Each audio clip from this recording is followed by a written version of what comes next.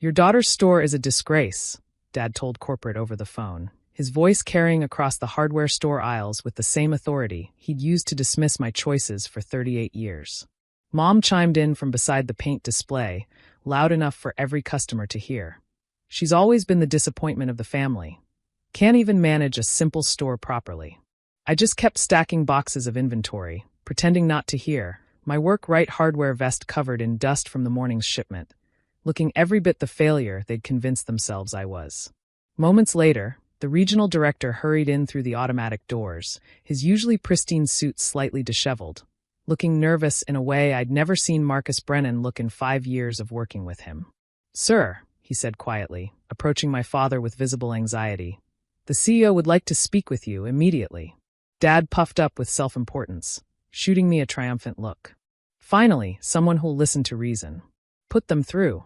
"No, sir," Marcus clarified, his face pale. "She wants to speak with you in person. She's on her way here. She'll arrive in approximately 3 minutes." "The CEO is coming here?" Mom's voice went up an octave. "To this little store in Milwaukee?" "Ma'am, this isn't just any store.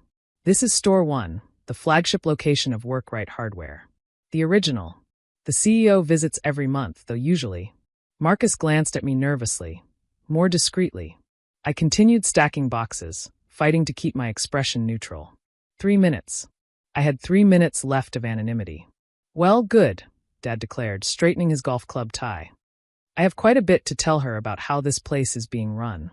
My daughter Jennifer here can barely work a cash register, let alone manage inventory. I don't know why you people haven't fired her yet. Jennifer has worked here for 6 years, Marcus said carefully. She's never had a single complaint until today. Because no one's been paying attention. Mom interjected. We come in here, and the store is practically empty. No customers. She's probably been lying about the sales numbers. I looked around the store, at the carefully curated displays I'd designed, the innovative checkout system I'd implemented, the community bulletin board I'd insisted on keeping despite corporate trends toward digital everything. This store was my baby, my proof of concept, my love letter to what retail could be when you actually cared about your community. The door chimed, and everyone turned to watch a Blacktown car pull up outside. My driver, Thomas, walked around to open the door, and I saw Marcus's confusion deepen. "Sir," Marcus said to my father, "before she arrives, you should know." "I should know that someone's finally going to fix this disaster," Dad interrupted. "Jennifer's been pretending to run this store for years, but we know better. She's always been the weak one in the family. Her brother runs 3 successful restaurants. Her sister's a federal prosecutor. And Jennifer? She stocks shelves." A woman in an expensive suit stepped out of the car, Patricia, my executive assistant, carrying the briefcase that contained the paperwork I'd been hoping to avoid using. "Is that the CEO?" Mom asked, already moving forward with her hand extended, ready to network. "No," Patricia said coolly, entering the store. "I'm the executive assistant."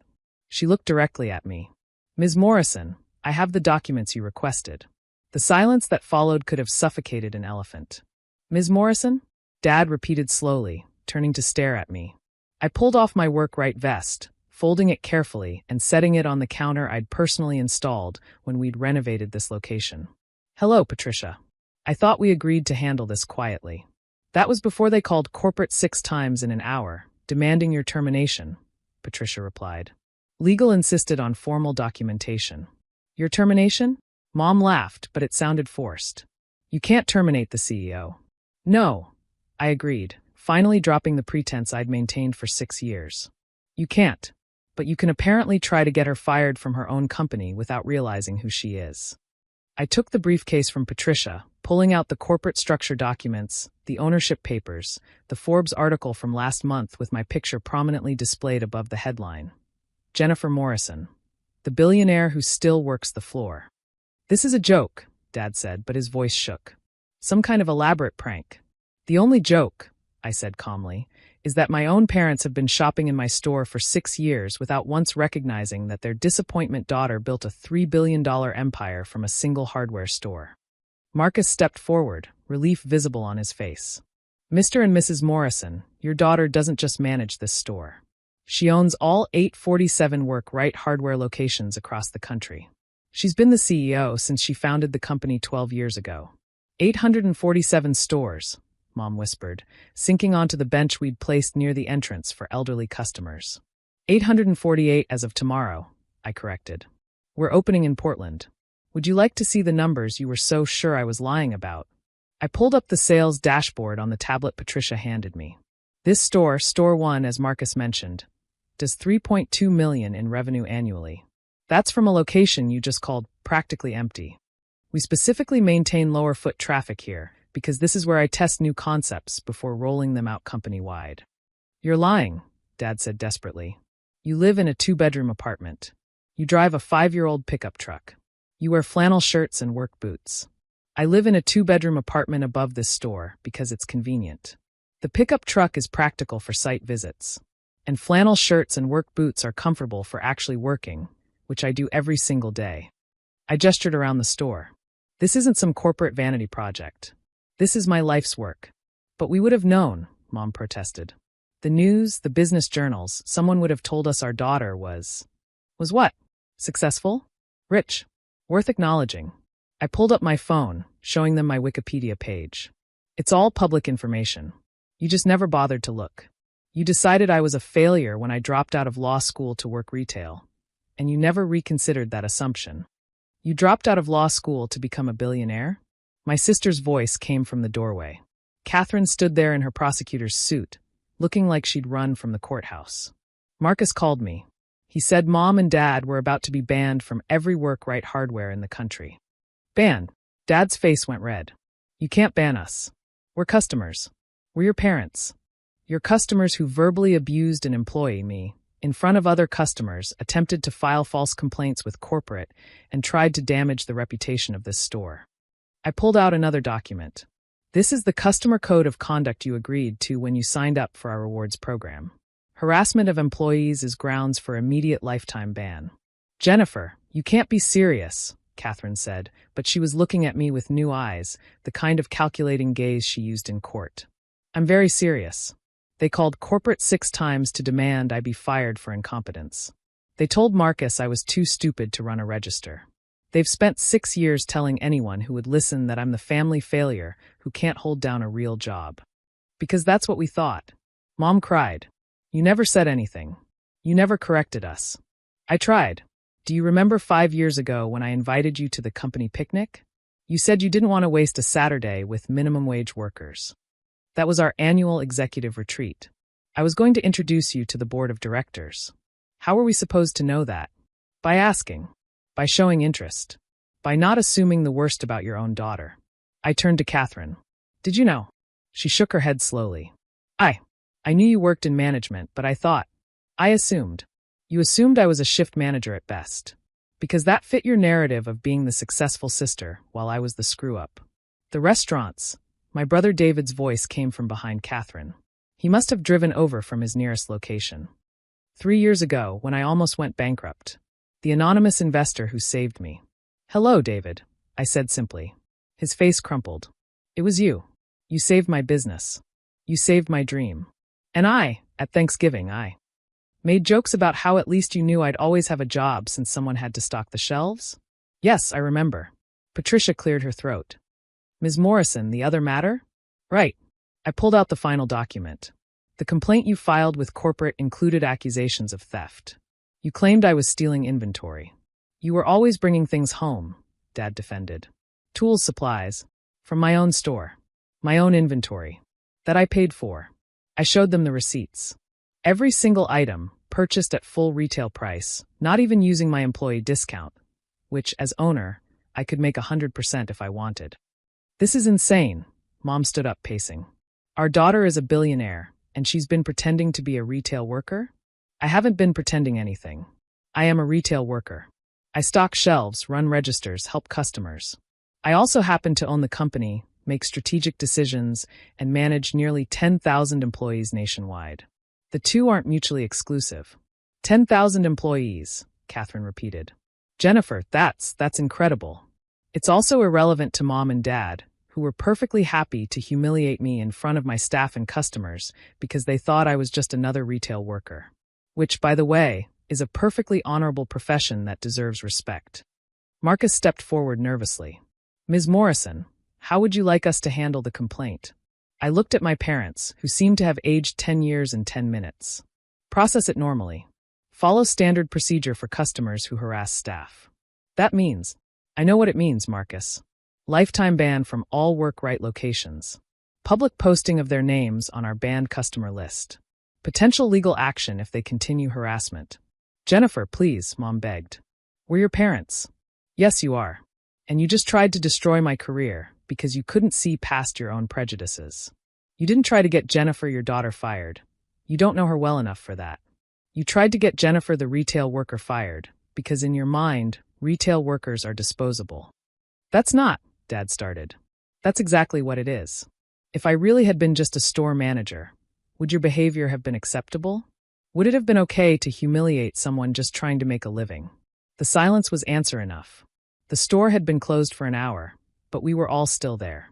My family sat in the break room I'd designed myself, surrounded by motivational posters I'd chosen and the coffee machine I'd personally maintained for 6 years. Patricia had left to handle the media situation. Apparently, someone had recorded part of Dad's rant and posted it online with the caption, "Crazy customer demands CEO's daughter be fired. Doesn't know she asked the CEO." Viral, Catherine said, looking at her phone. You're viral. 3 million views in 2 hours. Great, I muttered, pouring coffee for everyone, a habit from 6 years of being the manager who took care of her people. The comments are brutal, David added. Toward Mom and Dad, I mean. People are calling them elitist, classist, every-ist you can imagine. They're not wrong, I said bluntly. The way you treated me today, that wasn't because I'm your daughter. It was because you thought I was beneath you. We were trying to help, Dad said weakly. You're almost 40, working retail. You thought I was a failure. Despite the fact that I've never asked you for money, never complained about my life, never seemed unhappy. You projected your own fears and prejudices onto me. Why didn't you tell us? Mom asked for the 100th time. This time, I gave her the full truth. Because when I started the company, I did try to tell you. I was so excited, my first store, my own business. But when I said I was opening a hardware store, Dad laughed. Said it was cute that I was playing shop. Mom, you asked if I needed to borrow money for this little hobby. David made jokes about me selling hammers. Catherine said at least it was better than unemployment. They all looked away, remembering. So I stopped telling you things. I grew the business quietly, reinvesting everything, living simply. By the time Work Right was successful enough that you might have been impressed, I realized something important. You only valued success that looked like yours. David's restaurants, Catherine's law degree, the country club membership, the right neighborhood. My success didn't look like that, so you couldn't see it. But billions of dollars, Dad started. Is that what it takes for you to see me as worthy? Billions? What if it was millions? Thousands? What if I was just a happy store manager making $40,000 a year? Would I still be the family disappointment? That's not fair, Catherine said. We have standards. Whose standards? You're a prosecutor making $90,000 a year. I employ dozens of people who make more than that. Are they better than you? Is that how this works? She fell silent. Marcus knocked on the break room door. Ms. Morrison, I'm sorry to interrupt, but there's something you should see. We followed him to the front of the store, where a small crowd had gathered outside. Former employees, current employees from other stores, regular customers, all holding signs. We support Jennifer. Best boss ever. Work Right changed my life. What is this? I asked, genuinely surprised.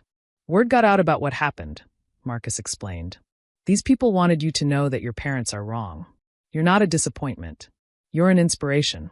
An older man stepped forward, Frank, one of my first customers from 12 years ago. Ms. Morrison, I don't know if you remember me. Frank Sullivan, I said immediately. You bought a hammer and a screwdriver set. First week we were open. Your grandson was helping you fix your porch. His eyes widened. You remember that? I remember all my early customers. You took a chance on a new store on me. How's your grandson? He's an engineer now. Says you inspired him. Seeing someone young starting their own business, working alongside their employees. He's actually applying to work for Work Right's design team. Tell him to mention this conversation in his cover letter, I said with a smile. More people came forward with stories. The single mother I'd hired despite her criminal record. She was now a district manager. The veteran who'd been homeless when I'd found him sleeping behind the store. He ran our entire training program now. The teenager who'd shoplifted and I'd caught, then hired instead of pressing charges. He was getting his MBA while working as an assistant manager. Each story was a dagger to my parents' assumptions. You did all this? Mom asked quietly. We all did it, I corrected. That's what you never understood. Work right isn't successful because I'm some genius CEO. It's successful because we treat every employee like they matter, every customer like they're important, every community like it's our home. We pay living wages, offer real benefits, promote from within. Things Dad called bad business when I tried to explain them. It is bad business, Dad said stubbornly. You can't make money treating. $3 billion, I interrupted. That's Workright's current valuation. We're the fastest growing hardware chain in America. Our employee satisfaction scores are industry leading. Our customer loyalty is unmatched. Turns out treating people well is excellent business. Catherine was staring at the crowd, her prosecutor brain working. They love you. Actually love you. Not fear or respect love. Because I see them. Not as resources or assets or whatever corporate speak you want to use. As people. The way you never saw me. That's harsh, David said. Is it? When's my birthday? Silence. What's my middle name? What was my college major before law school? What's my favorite color? Name one friend of mine. More silence. You can't because you never asked. You created a version of me in your heads, Jennifer the failure, Jennifer the disappointment, and never bothered to learn who I actually am. Patricia returned, looking concerned. Ms. Morrison, the board wants to have an emergency meeting about the situation. The viral video has some members worried about the company image. Tell them I'll address it at Monday's regular meeting, I said calmly. This is a family matter that's become public, but it doesn't change our operations or values. There's more, Patricia said carefully. The business press wants statements. The Wall Street Journal, Forbes, Fortune. They all want to know why you've hidden your identity from your family for so long. I looked at my parents, who seemed to shrink under the weight of that question. Tell them the truth, I said. That Workright CEO learned long ago that some people can't see value unless it comes with a designer label. That she chose to build a company that sees the value in everyone, regardless of their title or bank account. And that sometimes the people who should see you clearest are the most blind. Jennifer, Mom started, tears falling now. We're sorry. We're so sorry. I know you are. But are you sorry you treated me badly, or sorry that I'm secretly rich? Would you be apologizing if I really was just a store manager? The question hung in the air like smoke. I need to be honest, Catherine said suddenly. If you were just a store manager, I probably wouldn't be apologizing. I'd still think I was better than you. And that makes me a terrible person. No, I said. It makes you an honest person raised with terrible values. At least you admit it. So what happens now? David asked. The ban. You're really going to ban our parents from your stores? Yes. Because if I don't, I'm saying it's okay to treat retail workers badly as long as you're related to the owner. That's not the message Workright stands for. But there are parents, he protested. And they're customers who verbally abused an employee. The ban stands. For how long? Mom asked quietly. Standard ban is lifetime, but... I paused, thinking. I'll make you a deal. 6 months volunteering at the Workright Foundation, our nonprofit that provides free home repairs for low-income families. You work alongside our employees and customers, see them as people, learn what we really do. After that, we can revisit the ban. Manual labor? Dad asked, appalled. Honest work, I corrected. The kind done by people you think are beneath you. The kind that built this company. We'll do it, Mom said quickly, grabbing Dad's arm when he started to protest. We'll volunteer. Good. Marcus will set it up. I stood, exhausted from the emotional marathon. I need to go. Tomorrow's Sunday, and we open at 7. You're still going to work the floor? Catherine asked, incredulous. After all this? Of course. Sunday mornings are busy. People doing weekend projects, families fixing things together. It's my favorite shift. I grabbed my Workright vest from behind the counter. I've worked every Sunday for 12 years. Why would I stop now? Because you're a billionaire CEO? David suggested. No, I'm Jennifer Morrison. I run a hardware store.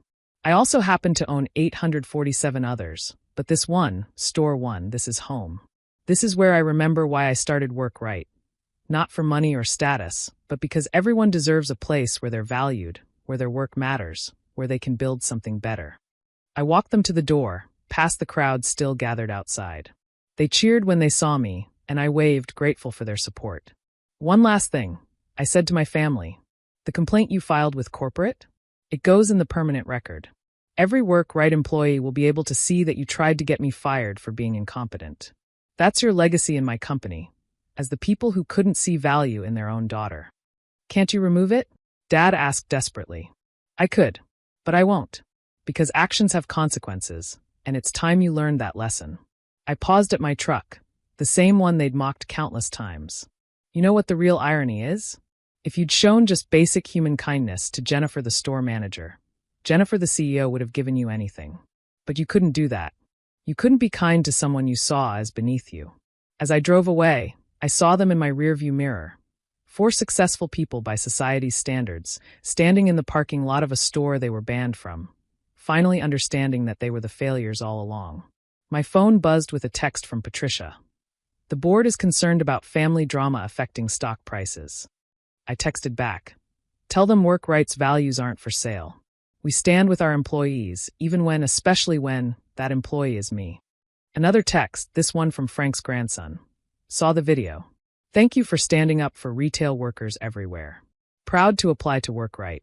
I smiled, pulling into the apartment above store 1. Tomorrow, I'd open the store, help customers find what they needed, maybe stack some more boxes. I'd be Jennifer, the hardware store worker, and that would be enough.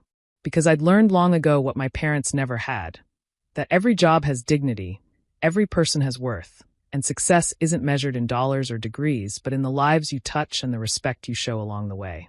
Work Right's mission statement, painted on every break room wall, said it best. We believe in the value of work done right and the people who do it, even if those people's own parents don't.